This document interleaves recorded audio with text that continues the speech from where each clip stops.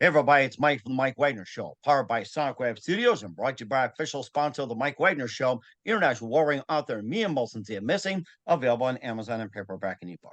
We're here with a terrific gentleman who's a former New York City narcotics prosecutor and a journalist for Legal Reporter at MSNBC, and also attended Rutgers Law School, and also has a new book which tells the mind-boggling story of the unprecedented federal prosecution in the conviction of two gentlemen, basically the Florida-based founders of a sprawling spice operation going into an after crossing project, which basically met at Narcotics Anonymous, and of course exports a little known, still raging, the war on drugs. We'll talk more about that. This is kind of like Reaganomics or whatever, and of course he also just documents it from the beginning to end as well too. And of course, the book is called Bizzaro, the Surreal Saga of America's secret war on synthetic drugs and the Florida Kingpins it captured. Live, ladies and gentlemen, at Plus Studios in beautiful downtown New York City, the former New York City narcotics prosecutor and also journalist for Legal Reporter and MSNBC, and with the book Bizzaro, the Surreal Saga of America's Secret War on Synthetic Drugs and the Florida Kingpins it captured. Ladies and gentlemen, the multi-talented Jordan Rubin. Jordan, good morning, good afternoon, good evening. Thanks for joining us today. Thanks for having me, Mike. Really appreciate it. Well, it's great to have you on board, Jordan. So you're a former New York City narcotics prosecutor. You're also a journalist for Legal Reporter and MSNBC. You also attended Rutgers Law School, and also you have a book which tells the mind-boggling story of the unprecedented federal prosecution and conviction of Burton Richie and Ben Galecki, the Florida-based founders of a sprawling spice operation, going into what is after crossing paths at Narcotics Anonymous, and of course exposes a little known still raging war on drugs, which charges people for selling drugs that didn't know they're illegal. And there's a lot of them out there that you think it's legal, but they're not. We could rattle off some of it and still prevalent, but never mentioned.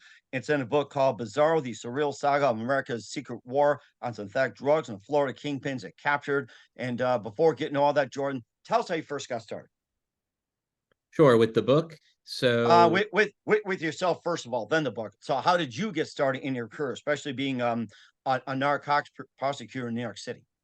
sure. So the career has been a bit of a winding road. Not sure where it's going exactly, but I did go to Rutgers Law School, as you mentioned. I graduated in 2012 and landed my dream job at the Manhattan DA's office in New York. And it was there that I was assigned to the Office of the Special Narcotics Prosecutor, which is an office that prosecutes narcotics-related felonies in all 5 boroughs of the city. And so it focuses on drugs, obviously, but not just drugs. You get really tied into drugs, gangs, all the different things that tie into drugs, which is basically everything once you start to learn about it and have experience with investigating it. So I was there from 2012 to 2017, and it was then that I embarked on a new adventure in media and went down to Washington and was working for Bloomberg covering the Supreme Court. And it was there where I actually wound up getting into the story that became the book Bizzaro. And then just recently I started with MSNBC this past November, and that's where I've been ever since. And in terms of the book Bizzaro, back when I was at Bloomberg, I was reporting on the Supreme Court, and there was really just this random article that I wrote about a case involving vagueness in the law. It didn't involve drugs, but it involved just the concept of vagueness, which, to set the backdrop a bit, people I think are broadly familiar with the concept of due process in the law. And it means a lot of different things, but one of the things it means is that laws need to be clear enough so that we can abide by them. If they're too vague, then we can't order our lives around them, and we would have no idea what the law is. And so this concept is really what underlies the issue in Bizzaro, in this law called the Analogue Act. And so the way I wound up getting into this story is that after I wrote an article about this Supreme Court case on vagueness, a lawyer for one of the people who were charged, a lawyer for Burton Richie, reached out to me and alerted me to this issue, which really hadn't been getting enough attention. And so long story short, that's how back in 2018, I started digging into this issue and eventually led to writing the book that became Bizzaro. Mm-hmm. And first of all, what is the Analog Act? Sure. So you grow up and you know that drugs are illegal, right? Cocaine, heroin, etc. No one really has to explain sort of how or why. Obviously, people have different opinions about whether things should be illegal, what should be illegal. So put all that to the side before getting into all of that. The fact is, it is illegal, right? Mm-hmm. And how is it illegal? How do you know, right? It's not something you really think about because it's just something that happens in the background. But the reason is because, at least on the federal level, during the Nixon era, there was the Controlled Substances Act, which, among other things, it lists which drugs are illegal. So again, whatever you think about the drug war, it makes sense for, if things are illegal, for there to be a list of it somewhere where Mm-hmm. a person could consult that list if they so wished. Now, the problem in law enforcement's view, once we get into the late 70s and early 80s, is that a wily underground chemist can take a look at this list of drugs, cocaine, heroin, etc., and say, I can tweak a molecule on these drugs ever so slightly to create a new concoction, which is not on this list, but could still get people high. And there you go. Everybody wins, right? People can still get high. The dealers and users cannot go to jail. Everything's great, right? Well, no, according to, if you've ever met or even heard of anyone in law enforcement, that's not an acceptable state of affairs. And so this so-called designer drug issue, as I've just very summarily laid it out, is what led politicians and law enforcement eventually in 1986 to pass this law called the Analogue Act, to try and get ahead of this cat and mouse game where cops were chasing after these underground chemists who were creating these new drugs faster than they could be banned. So now it makes sense as far as it goes, right? Again, put to the side whatever your feelings are about it. You can understand the logical progression of how the issue developed. So how do they accomplish this law in the Analogue Act? What does it say? So the key phrase there is substantially similar. The Analogue Act says at bottom, if you are selling a drug that is quote unquote substantially similar to a drug that's already on the Nixon era Controlled Substances Act list, you're on the hook as if you were selling that already illegal drug, cocaine, heroin, Mm-hmm. etc., whatever it might be. And so that's how the Analogue Act came to be in 1986 to try and solve this so-called designer drug problem. Mm-hmm. And of course, you talk about the federal level with all the drugs are listed on there too. Do you think the federal law is actually working, or should that be given to the states? They can determine, what's illegal, what's not, a percentage, and everything else. Especially marijuana, which is turned medical as well too. In some states, it's legal, and in some it's not. Do you think the federal should continue this, or should be like just given over to the states and let them determine what's legal or not legal? I don't think it should be given to anyone in the government to determine what substances people can use if they so choose and are of a competent mind to do so.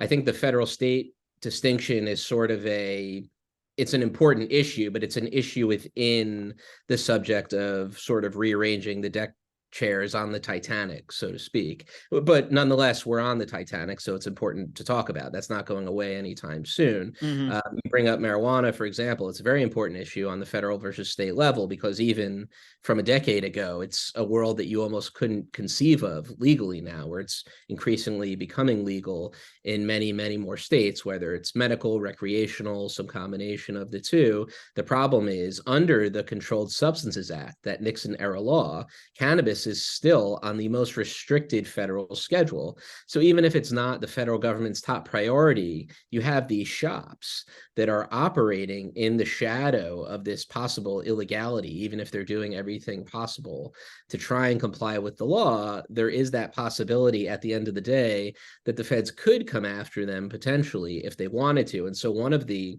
very clear practical problems that causes is that these businesses trying to abide by the law can't work with banks, because a bank which is operating under federal law, because they're very easily coming under that, whether they're dealing in interstate commerce over the internet, all banks are going to be looking to federal law. They're hesitant to try and get involved with a business that is technically possibly in violation of federal law. And so you have these businesses that have a ton of cash on hand and making a situation much more dangerous than it has to be. And so that's a bit of a winding answer, just one small example of the question. So should it be federal versus state? It really shouldn't be anywhere, but at the very least, it should be consistent. And right now, actually, as we speak, President Biden has announced a review of cannabis's status on the schedules where it is, but really not much has happened, certainly not enough in that regard. Obviously, it would just make more sense to not have it be on the schedule at all. It's certainly not on the most restricted one, but it certainly is a business I think that the government doesn't need to be involved in, at least not from so much an enforcement perspective, probably more from a public health perspective is what would be most valuable for everybody. You mentioned something about the banks as well, too, being involved with the, the somewhat illegal drugs, like the medical marijuana and everything. Do you think the over centralizing of banks, forcing like all these small banks into one? Do you think the over centralizing is complicating a lot of things and also kind of like defeating the war on drugs in a sense? The banking specific question leads me a little farther astray from my expertise, so I don't think I'm really competent to weigh in on the non-drug related bank aspect, other than to say, me as someone who doesn't know the first thing about banks, I think you can look at this situation and say it makes no sense at all for a business that's trying to do everything it can to comply with the law, whatever the banking system is. If some business that's selling soap or pretzels or whatever else it is that people want, if it's a legal business, it should have access to the same infrastructure, I think, as all of the other ones. So it's an interesting question that you ask it. And now that you ask it, I'm kind of curious about it myself, but I don't think I could give you a competent answer, just not having a banking specific background. Of course, the thing is too is that having the banks involved and anything tied to it just kind of makes frustrating, like for the courts, to prove, and everything else has gotten more tougher over the years, and of course, has also gotten bizarre as well too. And of course, the case of Jordan Rubin's Bizzaro, the surreal saga of America's secret war on synthetic drugs and the Florida Kingpins it captured. How bizarre does it get? We'll find out more with Jordan Rubin. But first, you listen to the Mike Wagner Show at the MikeWagnerShow.com, powered by SonicWeb Studios. Visit online at SonicWebStudios.com for all your needs. Look at a professional website without breaking your budget. SonicWeb Studios is the answer. SonicWeb Studios offers fast, affordable custom web designs at below the competition rate. Call today, 1-800-303-3960. That's 1-800-303-3960. Or email to support@sonicwebstudios.com. Mention the Mike Wagner Show. Get 20% off your first project. Sonic Web Studios. Take your image to the next level. Also, time to give an official shout out to our official sponsor, the Mike Wagner Show, international warring author Mia Molson-Zia. If you love fast-paced mysteries, you'll love Missing by Mia Molson-Zia, available on Amazon in paperback and ebook. Missing is fast-paced and intriguing with an unforgettable twist. Takes place in 4 countries, 2 strangers, 1 target, where truth is illusion and those you love be the first go missing. It's available on Amazon in paperback and ebook. Missing by Mia Molson-Zia has garnered great reviews. And Eve 11 enjoys by Howard celebrities, including Joanna Cassidy, Ford Riley, and Menelas. So grab your copy today for Girls Missing by Mia Molson-Zia, available on Amazon.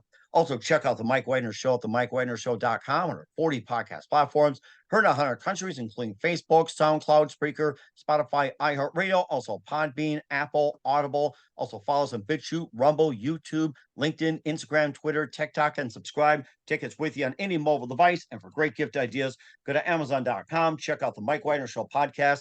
T-shirts, pop sockets, throw pillows, tote bags, hoodies.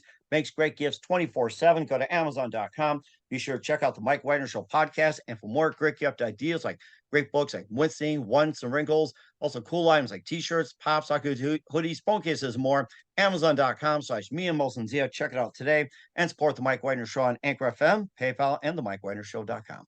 We're here with former New York City narcotics prosecutor and journalist for the Legal Reporter and MSNBC, and the author of the book Bizzaro, the Surreal Saga of America's secret war on synthetic drugs and the Florida Kingpins it captured, with Jordan Rubin here on the Mike Wagner Show.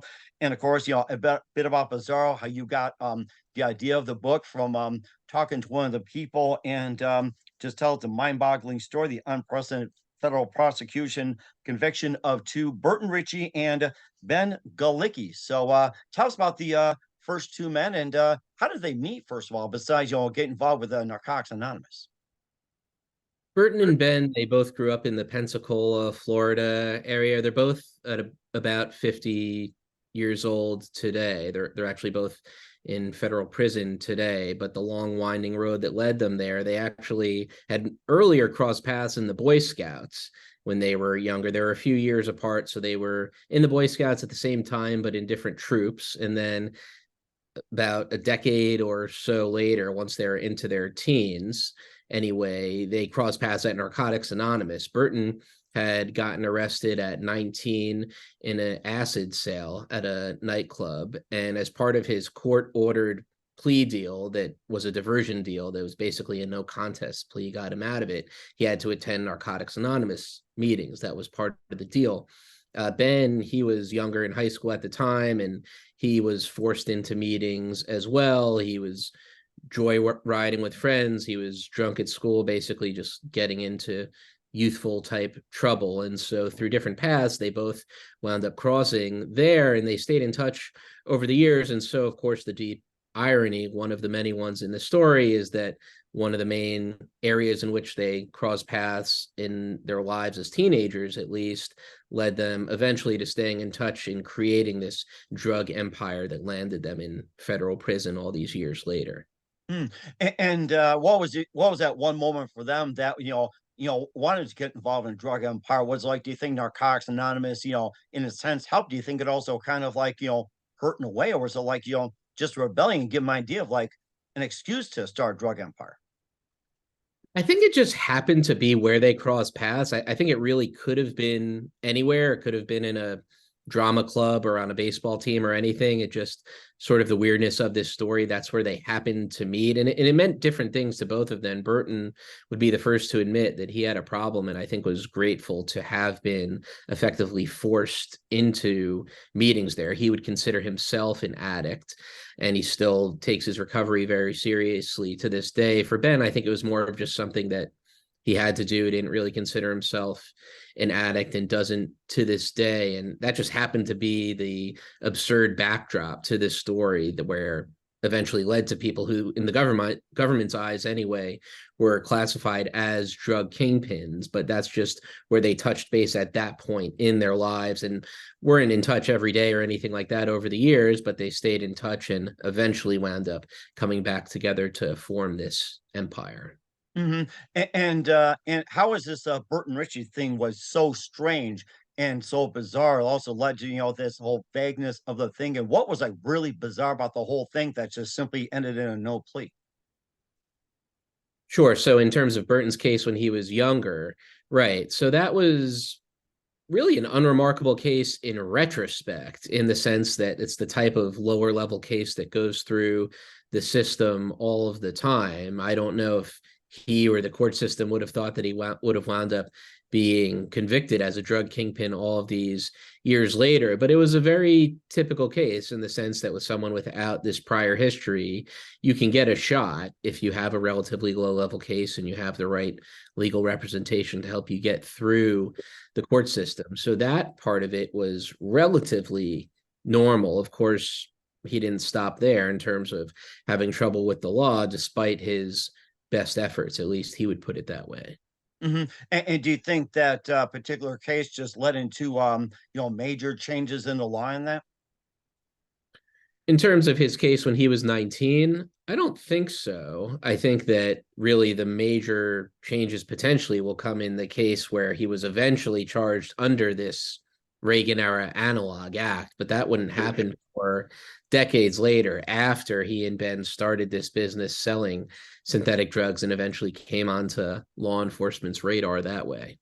Mm-hmm. And tell us more about the sprawling spice operation that they did, and why was it called the spice operation? Right. So Burton, after he gets arrested and starts to get his life together, he winds up opening, again, in another absurd turn, this chain of head shops in the Pensacola area called the Psychedelic Shack, where he sold all of the sorts of things that you would see if you've ever been to any of these types of stores, which are everywhere, selling tie-dye t-shirts, pipes, posters, that sort of thing. And once you get into the mid to late 2000s, there was this stuff called spice, or K2, it was Yep. also called, that became very popular, where you would see it. It was known as this synthetic weed or fake weed. It was seemingly legal and could get you high, but you could walk up and buy it in these head shops or in the gas station or any of these other stores. And Burton sold this stuff at the Psychedelic Shack, like all of these other head shops did too.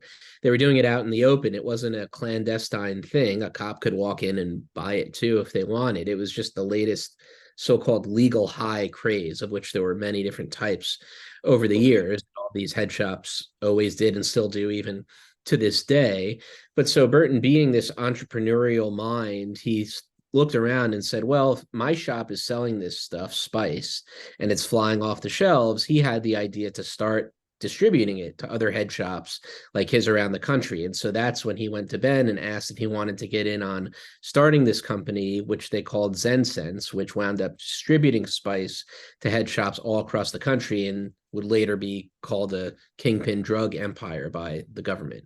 And surprising too that a cop could just walk up and buy it without prosecuting. That is rather surprising, especially given Florida's pretty lenient laws when it comes to that. Right. And it's not that cops wouldn't want to charge people for selling what everyone would consider drugs. It's just the law having this lack of clarity in terms of what's illegal sets up this type of situation. So the chemicals inside of spice were always changing. So going back to our conversation about the Controlled Substance Act and this Nixon era list, the stuff inside of spice would not be listed on the Controlled Substances Act, but under the Analogue Act, there's the possibility that it could count as quote unquote substantially similar to an already illegal drug. But even then, not everyone who was selling the stuff even knew about the Analogue Act because it's such a relatively little known law. But in any event, it left it unclear because the chemicals would keep changing. And then once one of them got banned, a new one would be created. And so the Analogue Act, as I mentioned earlier, was made to try and circumvent this cat and mouse game, but it certainly didn't eliminate it. It just changed how the players played it, because it's a cycle that I don't think really can ever be broken. It's just a question of in what way does the government want to intervene, if at all. And do you think it's really difficult for a lot of courts to be challenging this law or try to prosecute, especially when keep changing in or adding or subtracting the spice and everything? And it has the prosecuting or court costs and the legal system, has it gotten costlier and more complicated over the years? And has it caused like a lot of frustration on this, or is it like with the clarity, maybe it's a bit easier some, or maybe like just throwing some rookies in there and try these guys? No, it has caused a lot of frustration for everyone involved, interestingly, for different reasons. So if you're a judge, you just want things to be easy, right? You don't want anything that's overly complicated. You don't want to have to make a ruling that's on a new terrain that could potentially be reversed on appeal. You don't want to cause issues for the most part, judges being conservative figures, small c conservative, not in the political sense, but just not wanting to make any waves. As a prosecutor, you want a sure thing. You don't want to bring a case that could possibly be lost. And so the law, by its nature, the Analogue Act, has this inherent doubt built into it because it's not even clear if the substance you're charging someone with selling is even illegal at all. So it's really an amazing thing if you step back and think about it, because in any other type of drug case, cocaine, heroin, again, any of the so-called classics, it's never a question when you're bringing one of these cases, is this drug illegal? There could be all types of other legal issues. Is there a Fourth Amendment search issue? Is there a due process confession issue? All sorts of things, but never really the question just at the end of the day of, wait, are these guys even selling something illegal? It's incredible, and it doesn't exist anywhere else in the law that I'm aware of. And that's one of the things that led me to write Bizzaro, because so there's the frustration on the prosecution's part. Obviously, there's the frustration on the defense part, because they'll turn around and say, how can we abide by the law if it's not even clear what the law is? It's a built-in doubt, it's a built-in vagueness into the law, but it's everyone has a complaint about it just for different reasons, because it just makes things more complicated than it has to be. Now, if you were to rewrite the Analog Act, make it more clear, what would you add to it, or how would you make it clear? It's an interesting question that I've thought about a lot over the years, and I spent a lot of time spinning my wheels about it. But so the top level answer that I would give to that is just that, and this is not something I'm saying to you, it's something I'm saying to the government, in that That's fine. if a law is not clear, it's not up to me and you, Mike, to make it clearer, to do politicians and the government's work for them. And so there is this inherent tendency, right? Just as a logical person, as a problem solver, as a person who wants to do good in the world, well, I'm critiquing something, so what's my proposal? What I would say is, just if a law is too vague to stand under the Constitution, then it's just not my problem. And so if it has to go away, then it has to go away. Now, that's my top line answer to it, not my problem. If I'm really going to get into the weeds of it, my answer is perhaps somewhat counterintuitive, which is that I would probably make the law even more overbearing, in the sense of, even if it's stricter, making it clearer that a situation like the one I write about could never possibly happen, or at the very least, no one would be able to say they didn't know what the law is, meaning you would probably want it to capture more potential substances.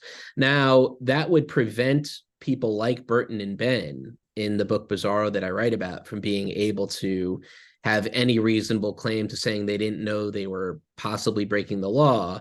Now, there are problems, though, too, with having a law that captures indefinitely, theoretically, even more substances, because you run the risk of capturing substances that you don't know what they are. They could potentially be helpful. There are underground chemists who are doing things that are not harmful. Again, it's a subjective thing to say. But even if you're somebody who doesn't like quote unquote drugs, there are people who are doing experimentation on things that are not necessarily creating what you would think of as a drug. And so the problem, again, to sum it up, is I don't think that the government is best positioned to be in this business of regulating this type of behavior anyway, at least not from an enforcement perspective. But it's problematic when you start to outlaw things non-specifically, because you could be doing a lot of harm in the world from people who don't necessarily want to operate in conventional structures, but who might be very smart and have a lot to add. And there have been a lot of people like that throughout history. And I think one of the things that the Analogue Act has done is had sort of a chilling effect. I think that's been the main impact on it, to have a chilling effect on the curious among us, to, even if not to stop them, to make them think twice, and maybe to stop some people from going forward and experimenting with things that maybe that would wind up being harmful, maybe it would wind up being helpful, maybe it would wind up being benign. But it's just, you have to, when you have a law like the Analogue Act that captures a potentially infinite number of substances, ones that haven't even been thought of or created yet, there's a danger to that there's no way that the people who passed this law in the mid-'80s were even thinking of as a possibility, because that's just not what they were caring about. They cared about trying to stop people from getting high and from people making money off of helping people get high by any means necessary.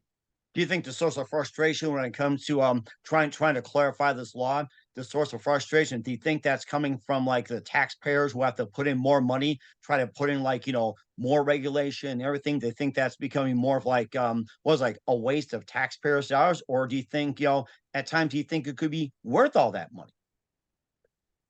So I think it's definitely fair to say it's a huge waste of taxpayer dollars, because it is incredibly burdensome to bring these cases. Because again, going back to the example of the so-called classics, cocaine, heroin, cannabis, whatever might still be, excuse me, on the Controlled Substance Act list, it's not as simple as just bringing in a chemist who reads out a report and says, yep, this is the thing that you said it was, it's cocaine, it's illegal. You have to bring in expert testimony to argue to a jury why this substance, which may or may not be illegal, is substantially similar to an already illegal drug. So there are huge costs that are not associated with a typical case.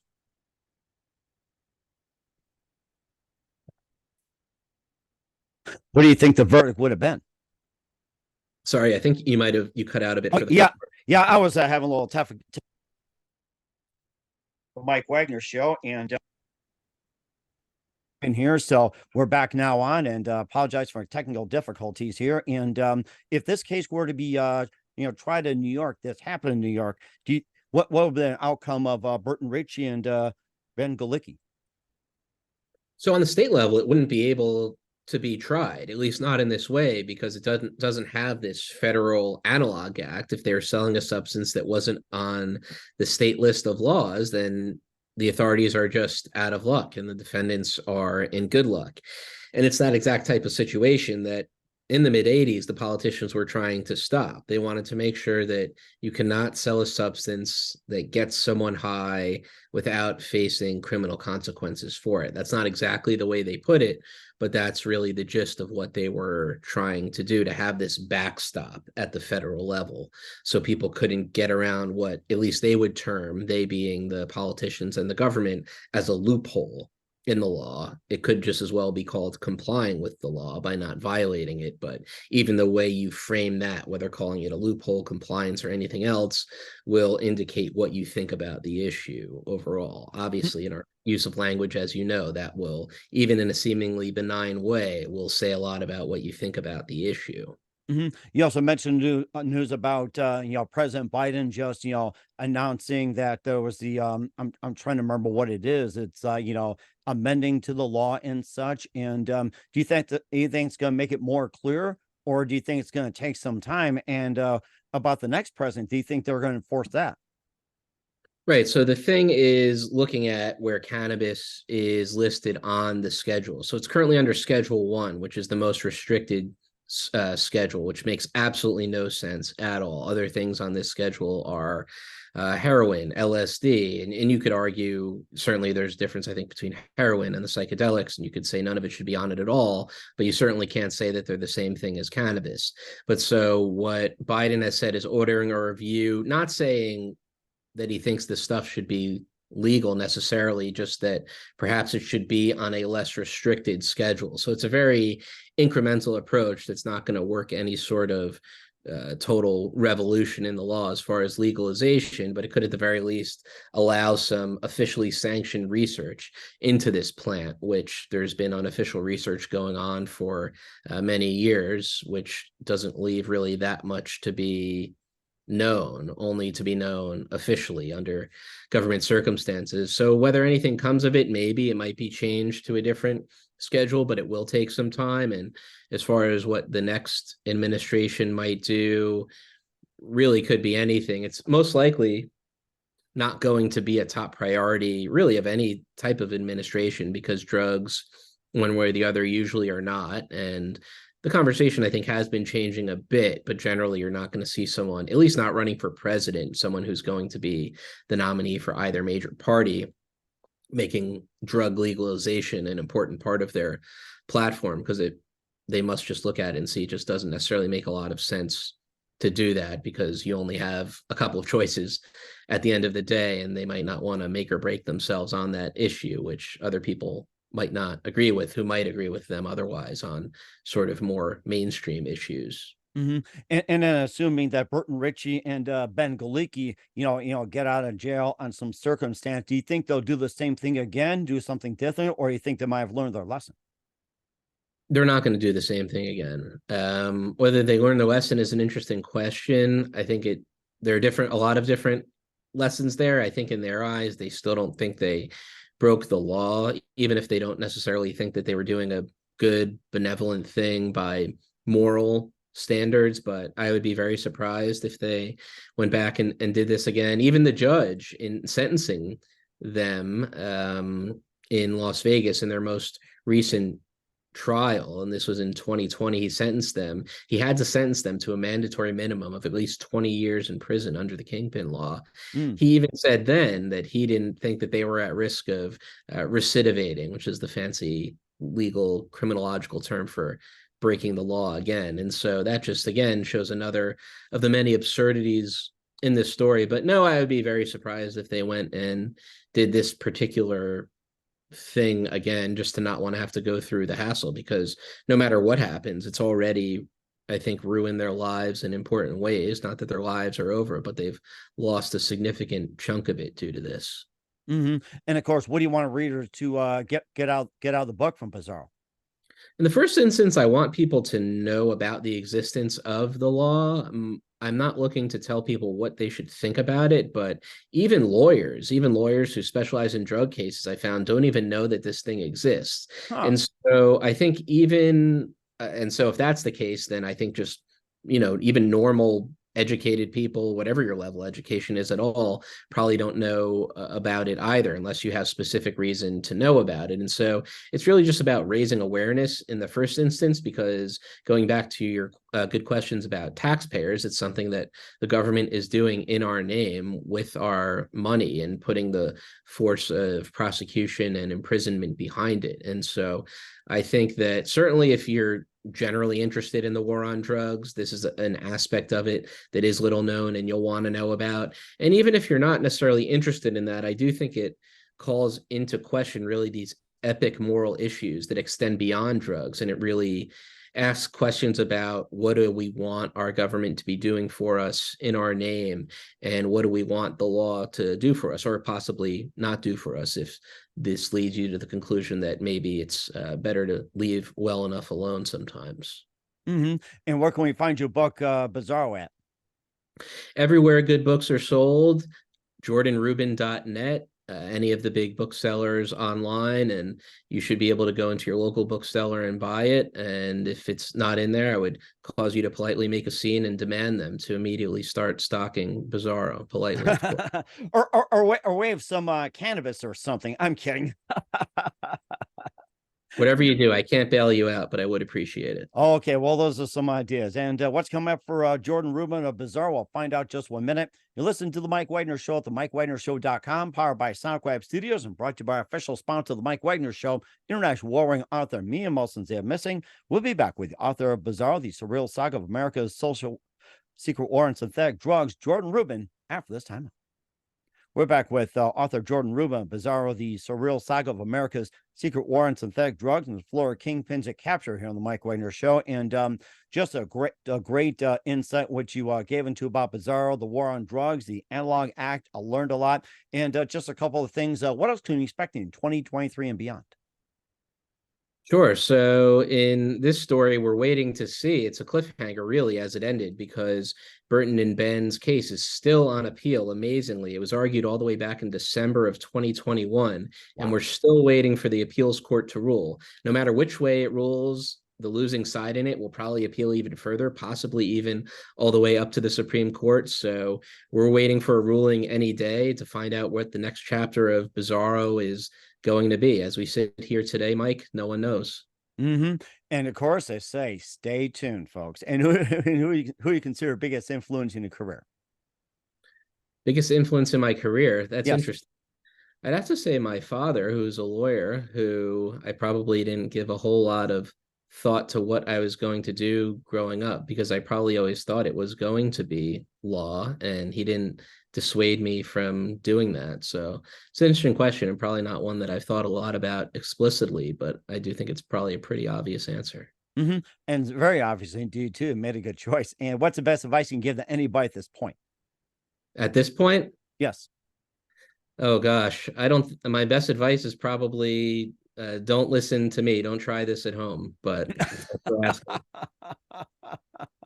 that's the best advice I've heard all day, especially to the kids watching or listening out there. So we're here with author Jordan Rubin of Bizzaro, the surreal saga of America's secret war on synthetic drugs and the Florida Kingpins that created here on the Mike Wagner Show. Jordan, a very big thank you for your time. You've been absolutely fantastic. Learned a lot from you. Looking forward to having you again soon. Keep us up to date. Keep in touch. Love to have you back. Once again, what's your website? How do people contact you? Where can people purchase or check out your book?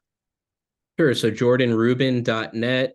Under Jordan Rubin, I'm on all the social media sites, and these days you can't hide even if you want to. So anyone who's listening, please reach out to me. Happy to talk about the book. Always like to hear feedback about it, and really appreciate you having me on, Mike. And thanks everyone for listening. And certainly do so as well. And you've been great, Jordan. Jordan, very big thank you for your time. You've been absolutely fantastic. Looking forward to having you again soon. Keep us up to date. Keep in touch. Love to have you back. Wish you all the best. And Jordan, you definitely have a great future ahead.